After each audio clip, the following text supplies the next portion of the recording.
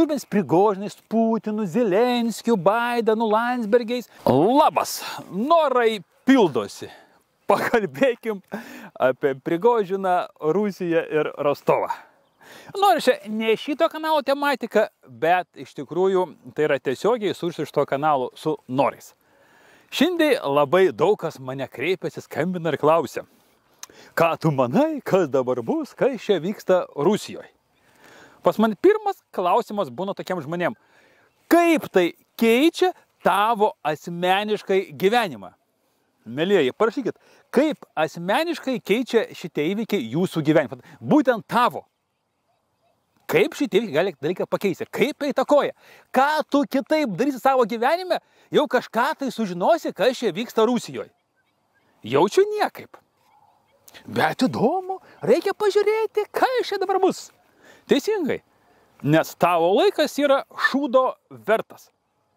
Tavo gyvenimas yra vertas šūdo. Nes tu nesirūpini savo gyvenimu. Turbins Prigožinais, Putinu, Zelenskiu, Baidenu, Landsbergiais. Visais rūpinasi, išskyrus savim. Maž atėjo laikas pasirūpinti. Kad, pavyzdžiui, mano gyvenimą šitas įvykis pakeitė. Nes aš šiandien vakare pagal planą turėjau nakvoti prie Rostovo. Ir teko pakeisti maršrutą, apvažinėti Rostovą. Dabar randuos, gal kokį 100, gal 150 kilometrų nuo Rostovo, daždėja porą ličinų 100 kilometrų pakeliui į Lietuvą. Mane tiesiogiai tai pakeitė, bet ir tai šitą reikalą nelabai jamu galvon. Važiuoju sau ramiai, kaifuoju nuo gyvenimo, užsiimu savo gyvenimais. Taip pat, mielieji, nustokit šikt kelnės ir gaišti laiką tiem visiems dalykam, kurie, niekaip neįtakoja jūsų gyvenimą.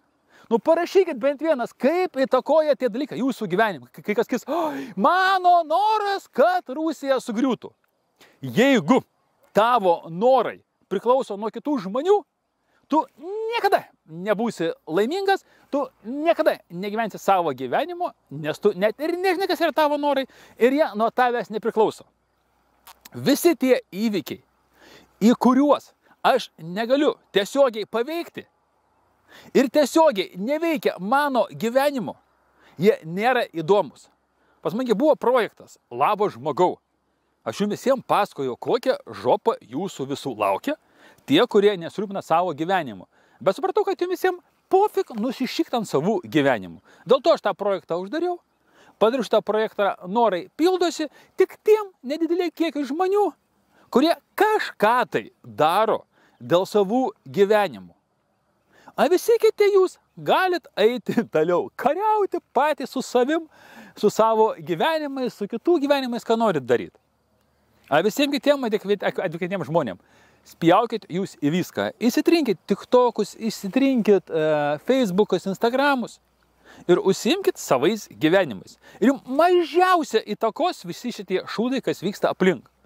Ir tas viskas, ką aš pasakojau Labo žmogau projekte, tas visas kolapsas, visos problemos, jums praeis pro šalį. O visiems kitiem taip duos per galvą, nes yra jų tokie norai. Jie taip nori gyventi. Taip pat, mielieji, darom technikas, meilės savo, darom separacijas ant kėdžių, užsiimam savo gyvenimais, rašom gyvenimo knygą, parašom savo gyvenimo pasiekimus. Tiesiog rašom, kuriam savo gyvenimą. Ir eina togu visi kiti velniop.